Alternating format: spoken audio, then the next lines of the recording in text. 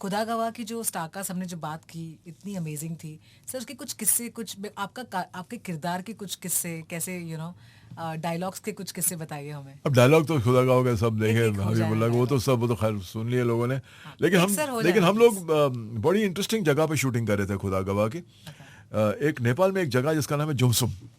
Okay. जुमसुम, वो location चाहिए थी ऐसी, रगड, रगड बिल्कुल, पत्थर, boulders, dust yes, I flying, can आपने सी देखा दैट। होगा। हाँ मुकुल वॉज वो। मास्टर, हाँ। जो वो शूट करता था, मतलब वो ब्राउन शेड होता था पूरा, ये वो यॉक्स होती थी। और भरत कपूर मेरा दोस्त है बड़ा अच्छा, वो भी था उस फिल्म में। मैडम श्रीदेवी, हाँ। अमेजिंग एक्टर जिसको मैं बहुत एडमायर करता था, वो भी थी। अमित जी ऑब्वियसली, फिर नागार्जुन साहब थे, शिल्पा शिल्पा शिरोडकर थी, मैं था, आ, मेरा भाई था छोटा भूषण, वो जो इस दुनिया में नहीं है, वो भी था। और सबसे बड़ी बात ये, जो कैमरामैन जो थे WB राव साहब, वो मेरे बड़े दोस्त। मुकुल भी मेरा दोस्त। और it was like a family. Sir, आपके और वहाँ सेट्स पे पर रहने प्रैंक के, होता था, प्रैंक कर रहे नहीं नहीं, हैं, वहाँ पर क्या, बिकॉज वो मैं कई आपको मैं किस्से आपको होते हैं। मैं आपको सुनाऊँ अमित जी की, मैं आपको एक चीज़ सुनाता हूँ, सुनिएगा कि what kind of a person is. जुमसुम के अंदर एक 5-6 रूम का एक क्वार्टर बना हुआ था, जिसके अंदर अलग अलग रूम थे। एक ऐसे कवेलू टाइप था, बाकी वहाँ होटल वोटल कुछ नहीं थे। It's a very small town. वहाँ पर लोगों ने मोटरसाइकिल भी नहीं देखी थी।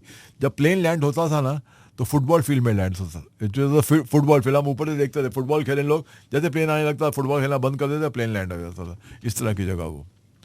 खाने के लिए अगर आपको मिले तो वो आलू के अलावा आपको कुछ मिलता नहीं था। और हाँ। नॉन वेज अगर खाना है तो वो 6-6 महीना पुराना गोश्त होता था, जो उसको ट्राई करके लोग देते थे।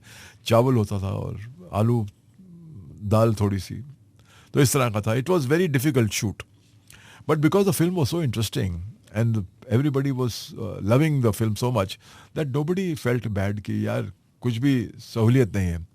तो वो 5-6 रूम जो थे उसके अंदर क्या होता था कि सबको एक एक रूम दिया हुआ था। अमित जी का एक रूम था, श्रीदेवी मैडम का भी एक रूम था, नागार्जुन का भी एक रूम था, मेरा भी एक रूम था, जो मेरे साथ शेयर करते थे कुछ लोग।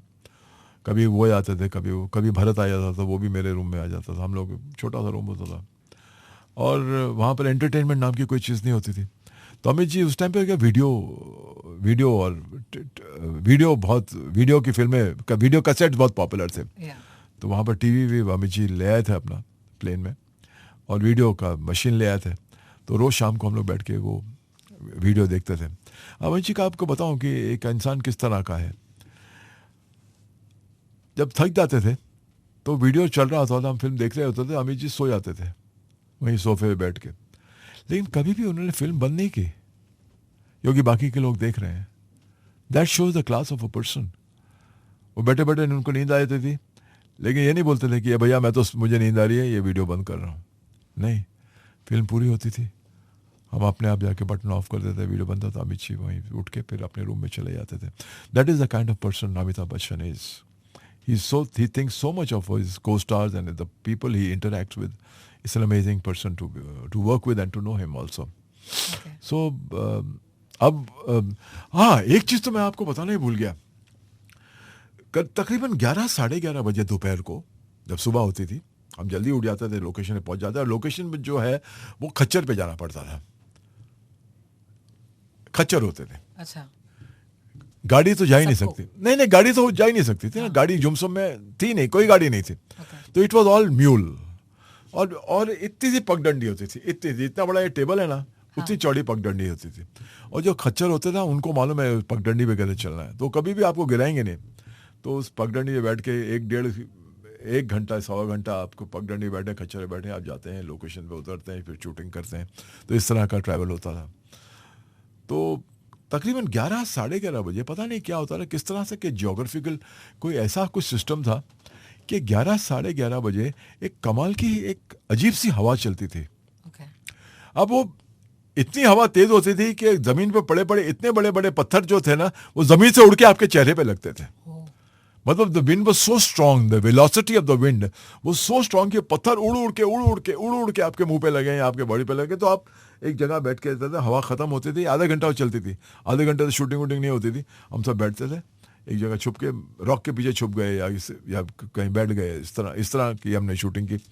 तो ये कमाल था, ये मैंने कहीं नहीं देखा कि ऐसा भी होता है, इतनी तेज हवा चलती है कि पत्थर भी उड़ उड़ के आपके चेहरे पे आते हैं। मगर क्या होता है कि आपकी जो पैशन है ना इस फिल्म के लिए, वो इतनी स्ट्रांग है कि आप हर चीज आप एक्सेप्ट करते हैं। इसे जिंदगी के अंदर, जो मैं आपको एक चीज बताऊं, अच्छा हो या बुरा हो, जिंदगी में एक चीज जरूर सीखो जिसका नाम है एक्सेप्टेंस। राइट। जो भी हालात हो उसे अगर आप एक्सेप्ट कर लेंगे ना, अगर बुरे हालात हैं तो फिर आपको इतना गम नहीं होगा, अगर अच्छे हालात हैं तो आपको इतनी खुशी नहीं होगी। Acceptance is very important for human beings.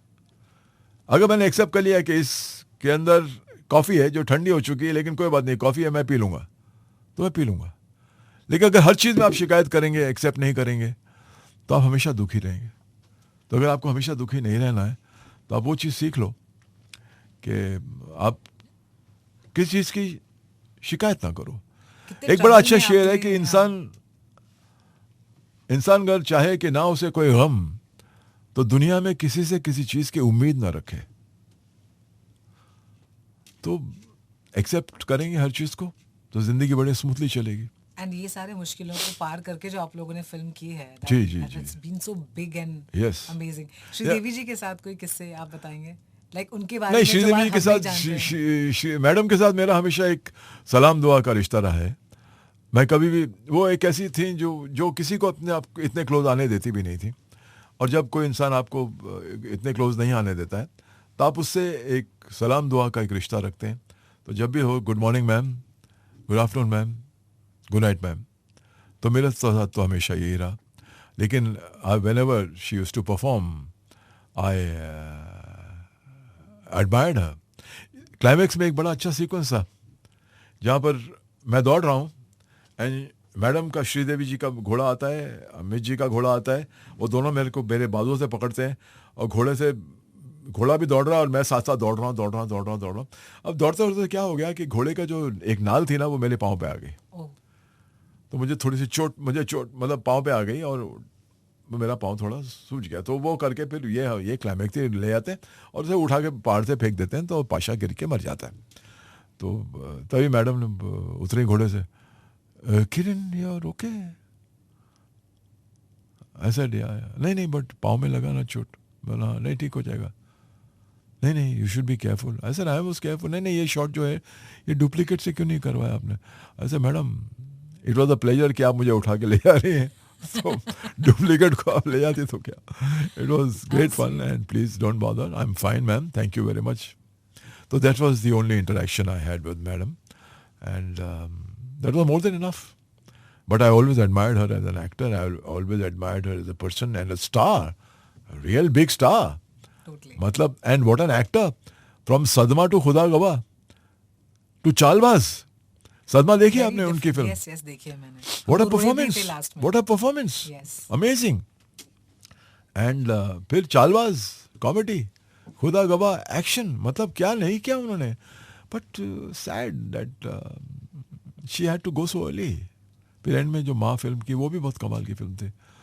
But वही है कि कुछ लोग चले जाते हैं, यादें छोड़ जाते हैं, और उनके जो कुछ भी उन्होंने ज़िंदगी में किया उनको हम याद करते हैं, और यही दुआ देते हैं कि आप जहाँ भी हों खुश रहें।